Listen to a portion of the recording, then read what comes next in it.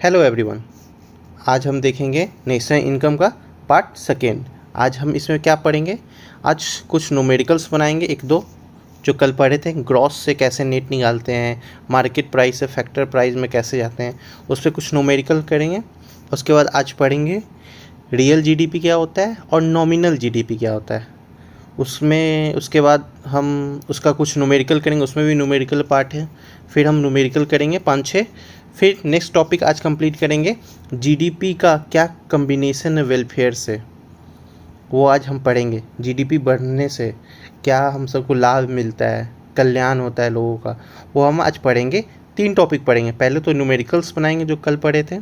Second आज real GDP nominal GDP समझेंगे, और थर्ड वन उस पर न्यूमेरिकल्स भी करेंगे। और लास्ट वेलफेयर, जीडीपी का क्या कम्बिनेशन है वेलफेयर से, वो आज देखेंगे। फिर स्टार्ट करते हैं, चलते हैं। 2 क्वेश्चन हैं जो हम कल पढ़े थे, उसी पे 2 न्यूमेरिकल्स बनाएंगे। उससे पहले हम कुछ रिवीजन कर लेते हैं, कल क्या पढ़े थे उस पर थोड़ा रिवीजन पे जोर डालते हैं। जैसे फर्स्ट पॉइंट, जैसे हमको ग्रॉस निकालना है और नेट दिया हुआ है, तो उसमें क्या ऐड करेंगे? डेप्रिसिएशन। पहला पॉइंट, यदि नेट निकालना है और ग्रॉस दिया हुआ हो तो उसमें क्या करेंगे? Minus depreciation. और नेक्स्ट देखते हैं, मार्केट प्राइस निकालना होगा और फैक्टर कॉस्ट दिया रहेगा तो उसमें क्या करेंगे? नेट इनडायरेक्ट टैक्स को ऐड करेंगे। यदि फैक्टर कॉस्ट निकालना हो, मार्केट प्राइस दिया हो रहा है, तो माइनस करेंगे नेट इनडायरेक्ट टैक्स। ये कल पढ़े थे। और डोमेस्टिक निकालना हो, नेशनल दिया हो, तो उसमें माइनस क्या कर देंगे? NIFA, net factor income from abroad. यदि नेशनल बोल रहा है निकालने के लिए, डोमेस्टिक दिया हुआ है, तो उसमें क्या करेंगे? प्लस करेंगे NIFA, net income from abroad. यही 3 कंसेप्ट पे अभी न्यूमेरिकल बनेगा। चलिए न्यूमेरिकल पे आते हैं। अब इसका न्यूमेरिकल्स पे आते हैं, जो कल पढ़े थे उसी के न्यूमेरिकल्स पे सॉल्व करते हैं। बोल रहा है नेशनल इनकम निकालने के लिए, और क्या क्या दिया हुआ है हमको? GNP MP दिया हुआ है, डेप्रिसिएशन दिया हुआ है, एक्सरसाइज ड्यूटी मतलब इनडायरेक्ट टैक्स दिया हुआ है, और सब्सिडी दिया हुआ है। अब बोल रहा है क्या निकालने के लिए? National income. नेशनल इनकम को डिनोट करते हैं NNPFC से। और हमको क्या क्या दिया हुआ है? GDP MP हमको दिया हुआ है, GDP MP हमको दिया हुआ है। बोल रहा है कि नेट निकालना है, ग्रॉस दिया हुआ है, तो इसमें क्या करेंगे? माइनस करेंगे डेप्रिसिएशन। फिर बोल रहा है नेशनल निकालना है, डोमेस्टिक दिया हुआ है, तो इसमें प्लस करेंगे NIFA, लेकिन इसमें क्वेश्चन में NIFA का जिक्र नहीं है तो इसको छोड़ देंगे। बोल रहा है फैक्टर कॉस्ट दिया हुआ है, नहीं फैक्टर कॉस्ट निकालना है, मार्केट प्राइस दिया हुआ है, तो इसमें से माइनस करते हैं इनडायरेक्ट टैक्स, और प्लस क्या करते हैं? Subsidy. Minus indirect tax plus subsidies. अब पुट कर देते हैं फॉर्मूला में। कितना है? GDP MP कितना दिया?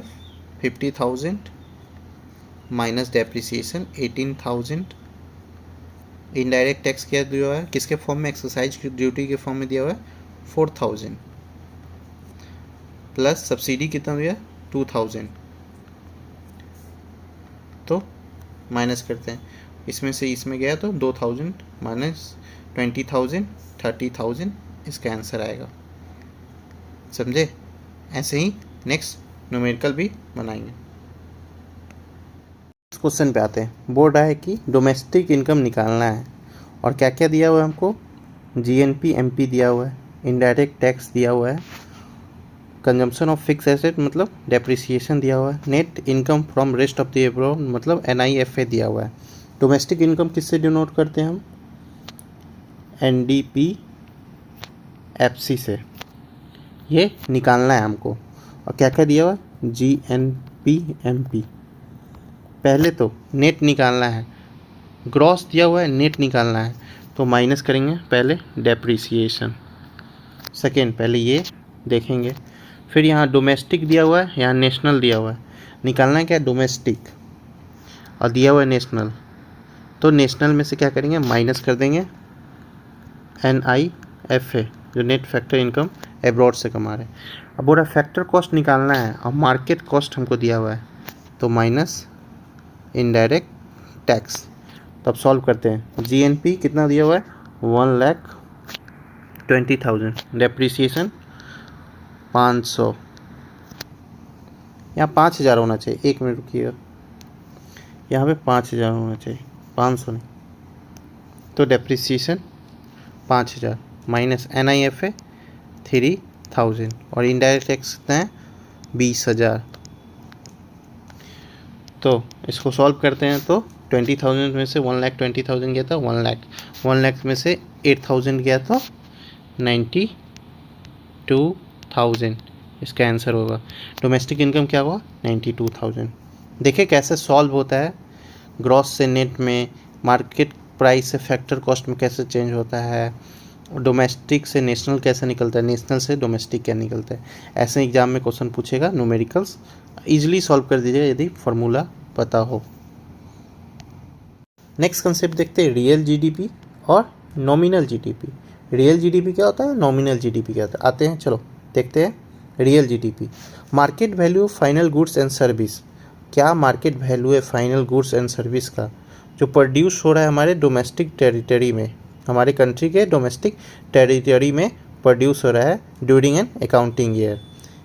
अकाउंटिंग ईयर के अंदर हमारे डोमेस्टिक टेरिटरी में जो फाइनल गुड्स प्रोड्यूस हो रहा है उसका मार्केट वैल्यू क्या है, उसी को हम रियल GDP कहते हैं।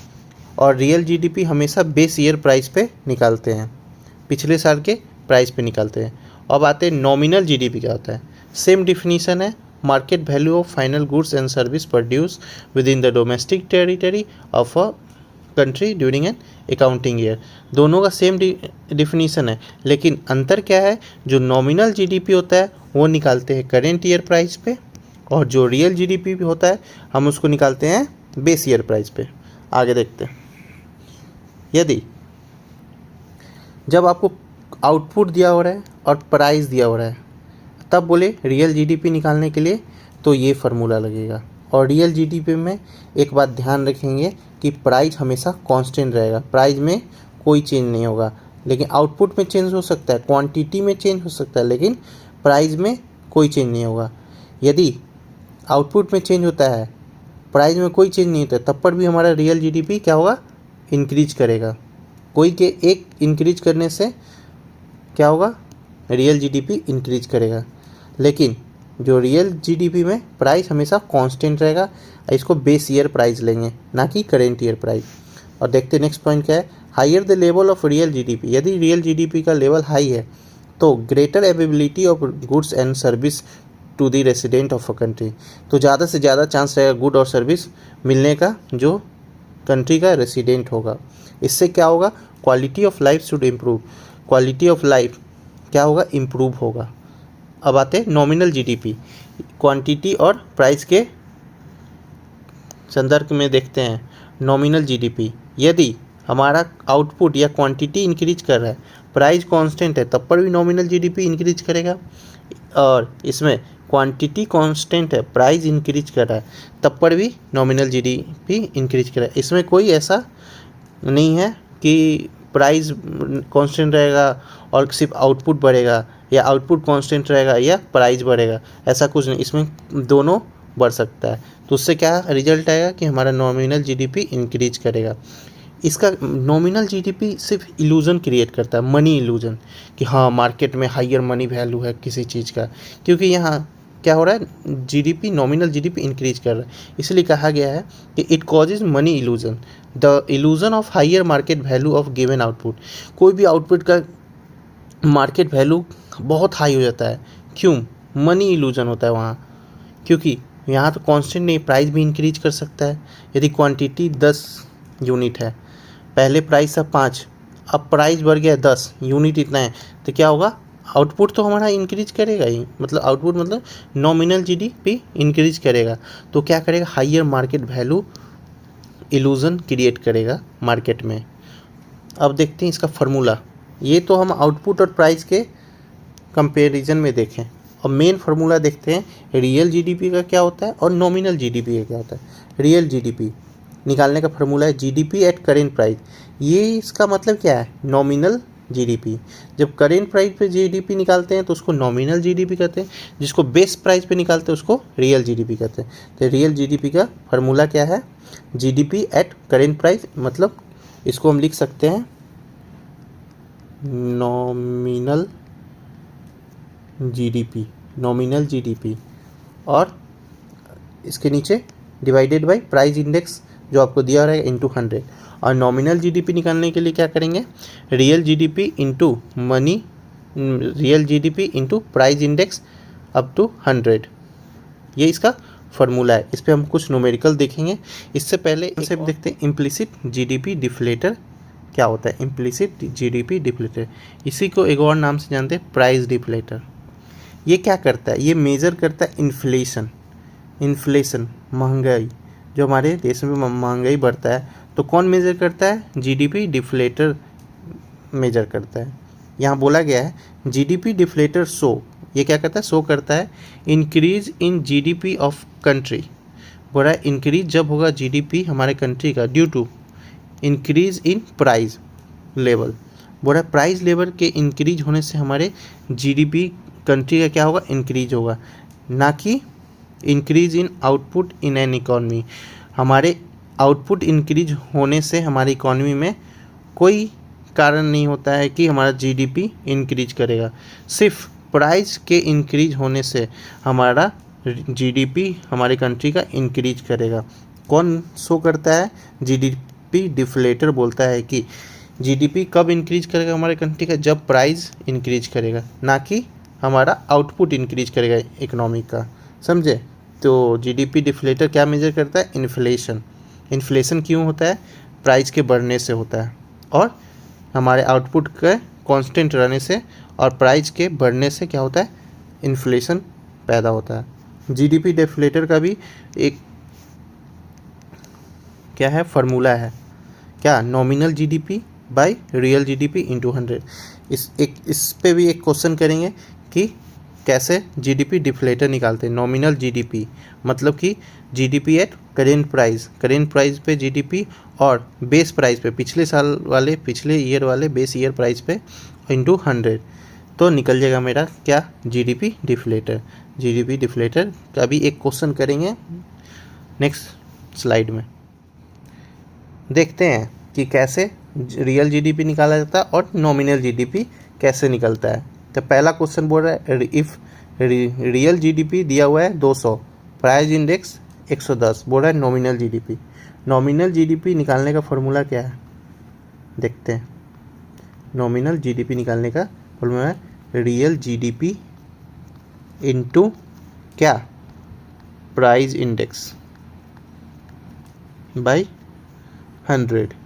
तो रियल जीडीपी कितना दिया हुआ है हमारा 200, प्राइस इंडेक्स 110 और बाई 100, तो क्या हो जाएगा, 0 से 0, 0 से 0, क्या हो जाएगा 220 आंसर हो जाएगा।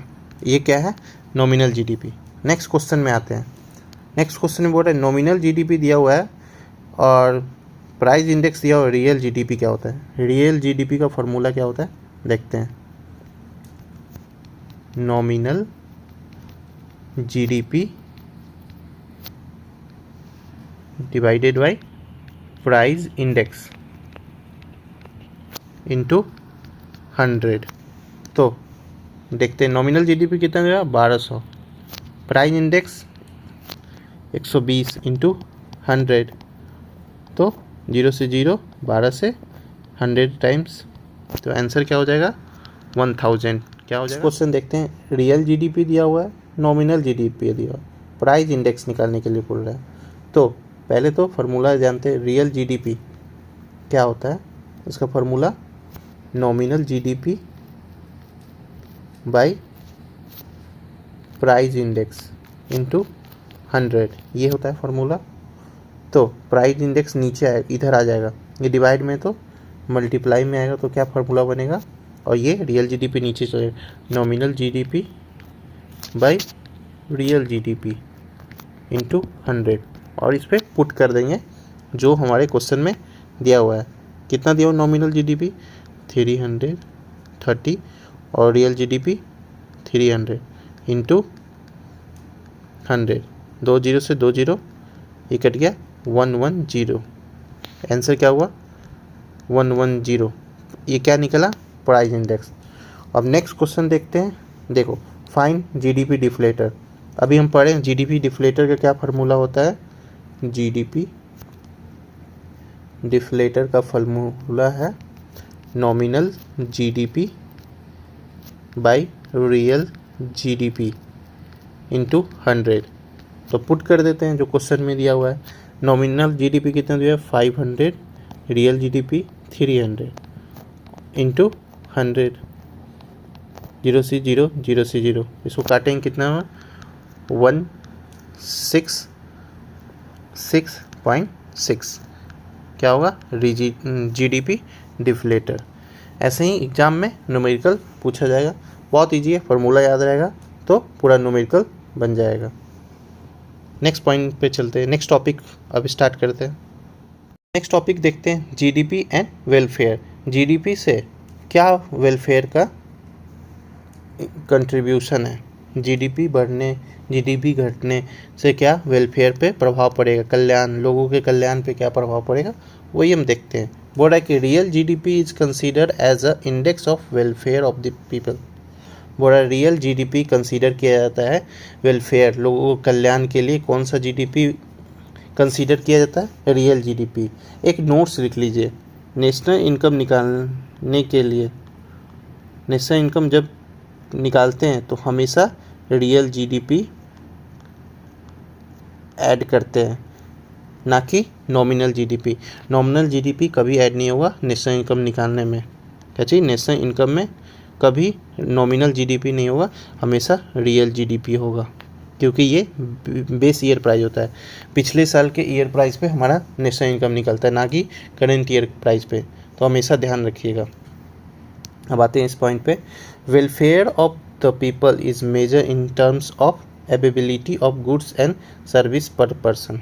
बोल रहा है कि वेलफेयर लोगों का वेलफेयर कैसे मेजर करते हैं, कि कैसे मेजर करते हैं, उनको क्या सामान अवेलेबल किया जा रहा है, उनको सर्विस अवेलेबल किया जा रहा है कि नहीं उनके लिए, वो सब देखते हैं वेलफेयर मेजर करने के लिए।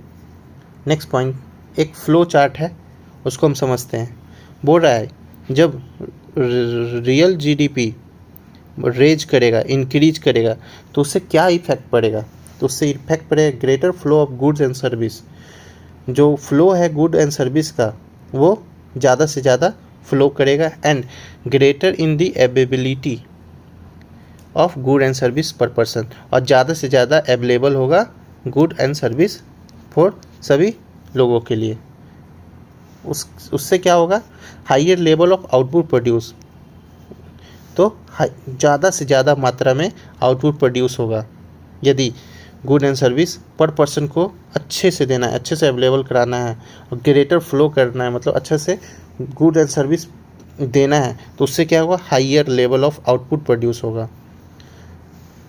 आउटपुट प्रोड्यूस होने से क्या होगा, रेज करेगा लेवल ऑफ एम्प्लॉयमेंट रेज करेगा, साथ ही साथ इफ़िशियंसी, एम्प्लॉयमेंट का इफ़िशियंसी और प्रोडक्टिविटी भी इंक्रीज करेगा। इससे इसके इंक्रीज करने से इस पर क्या इफेक्ट पड़ेगा, raise in income of the people, उससे क्या होगा, लोगों का आय बढ़ेगा, इनकम इंक्रीज करेगा। जब इनकम इंक्रीज करेगा तो रेज करेगा डिमांड। जब पैसा हमारे पास आएगा तो हम क्या करेंगे, डिमांड करेंगे गुड एंड सर्विस का। जब हम डिमांड करेंगे तो जो प्रोड्यूसर हुआ क्या करेगा, रेज करेगा इन्वेस्ट, वह इंड्यूसमेंट करेगा इन्वेस्टमेंट, किस में, सामान बनाने में क्या करेगा, इन्वेस्ट करेगा। उससे क्या होगा, हाइयर लेवल ऑफ इन्वेस्टमेंट होगा, हमारी इकोनॉमी में क्या होगा, हाइयर लेवल ऑफ इन्वेस्टमेंट होगा। तो इन्वेस्टमेंट होगा तो फिर यहाँ से एम्प्लॉयमेंट मिलेगा। तो बोल रहा है rise in real GDP once again. फिर ये सब होने से क्या होगा, हमारे जीडीपी, रियल जीडीपी क्या होगा, इंक्रीज करेगा। और फिर ये साइकिल चलते रहेगा, जब रियल जीडीपी इंक्रीज करेगा तो ग्रेटर अवेलेबिलिटी होगा गुड एंड सर्विस का। फिर क्या होगा, एम्प्लॉयमेंट इन्हेंस होगा, उसका एफिशिएंसी बढ़ेगा। फिर उससे क्या होगा, प्रोड्यूसर क्या करेगा, प्रोड्यूस करेगा ज़्यादा से ज़्यादा गुड एंड सर्विस। उससे क्या होगा, इनकम बढ़ेगा लोगों का, इनकम बढ़ेगा तो फिर इन्वेस्टमेंट ज़्यादा करना चाहेगा प्रोड्यूसर, इन्वेस्टमेंट ज़्यादा करेगा तो हमारा रियल जीडीपी इंक्रीज करेगा। तो बोल रहा है ये साइकिल ऐसे ही चलता है। तो बोल रहा है कि लोगों का वेलफेयर कैसे होगा रियल जीडीपी से। तो बोला जा रहा है कि यदि रियल जीडीपी बढ़ता है तो लोगों का इनकम भी बढ़े, इनकम बढ़ेगा तो डिमांड करेंगे लोग, डिमांड करेंगे तो प्रोड्यूसर क्या चाहेंगे कि ज़्यादा से ज़्यादा हम इन्वेस्ट करें। उससे क्या, जब हमारी इकोनॉमी में इन्वेस्टमेंट ज़्यादा हुआ तो रियल जीडीपी इंक्रीज करेगा। वही बोल रहा है कि जीडीपी और वेलफेयर में क्या कंट्रीब्यूशन है, क्या कनेक्शन है। आज ये टॉपिक यहीं पे समाप्त करते हैं। अब नेक्स्ट टॉपिक में पढ़ेंगे कैसे नेशनल इनकम को मेजर करते हैं, measurement of national income next part में पढ़ेंगे। इसका पार्ट 3 आएगा, उसमें हम पढ़ेंगे नेशनल इनकम को कैसे मेजर करते हैं, कितने टाइप में मेजर करते हैं। एक प्रोडक्ट मेथड होता है, इनकम मेथड होता है, और एक एक्सपेंडिचर मेथड होता है। ये तीनों मेथड पढ़ेंगे, उस पर न्यूमेरिकल्स करेंगे। आज जो न्यूमेरिकल्स कराए हैं उसको बहुत इजी है, फार्मूला ध्यान में रहेगा तो कैसा भी क्वेश्चन आएगा बन जाएगा। ठीक है, thank you for watching, please subscribe and likes.